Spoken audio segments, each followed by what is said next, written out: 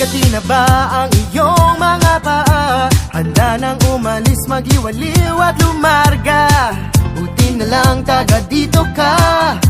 Sing dami ng happening, ang dami ng isla. It's more fun in the Philippines. Bakit pala? Would they be expecting that there will be yung mga properties, they would try to sell their properties as a venue for meetings, no? And then yung governments, local governments with convention centers to promote these areas for meetings, events, and conventions.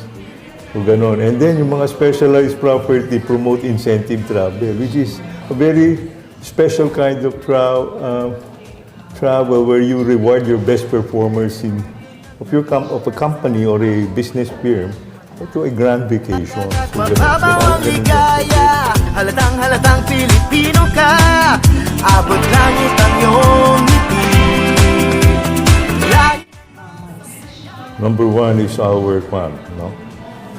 Our facilities. We have each province have their own convention, or they are capable of hosting meetings and conventions. Number two, it's our infrastructure. We are networked by roads, no? So we can people inter-regional travel is easily facilitated, and then we have air access, particularly in LAOAG. So yun, no? So we only have a couple of flights, pero kung if demand, sleeping, more fun! Frostbite, fiber, history, biology, geometry, chemistry, dining out. we are good for regional conventions. National, yes, we are hosting, like for example, Ilocos Sur, yung Councilors League, Governors League, they hosted naman, kaya naman. May palarong pambansa, weekend, new developments. Like for example, you need maybe convention centers of international standards, but national okay na. So if what is good for the nationals or what is good for the local should be good also for the international market, kasi we're selling naman the experience. So we're not selling just the convention hall, but the experience in holding a convention here in Ilocos, in Pangasinan. Katingkati na ba ang iyong mga paa? Handa nang umalis, mag-iwaliw at lumarga. It's around 2.8 million visitors, no, but based on very low reporting rates. So siguro mga 30% reporting lang yan. So we have under-reporting of around 70%.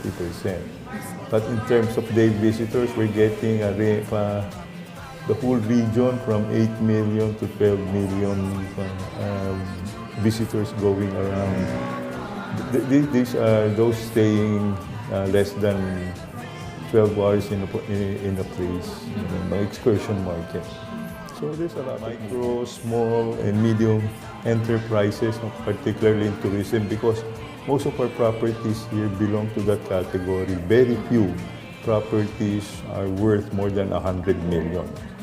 So most sa atin, mga family-owned corporations, small corporations, partnerships, o minsan mom and pop shop. No? So we're trying to encourage them to come up with exciting products and services that can sell yung region. Kasi tourism is very competitive, no? So they have to be here. They have a lot of choices. They have 17 regions to choose from. Yeah? So, hindi natin pwedeng sabihin porket naririto ito, pupuntahan nila. No. You have to compete with the other regions. In some regions, yung level of development nila are much higher than that of our region. You see other regions, private sector is investing Filipino, it's more fun in the Philippines. Smiling, shouting, singing, driving, parking, waiting, tapping, jogging, hopping, resting, sleeping. More fun! Frostbite, fiber, history, biology, geometry, chemistry, dining out. More fun! Sing dami ng happening, ang dami ng isla. It's more fun in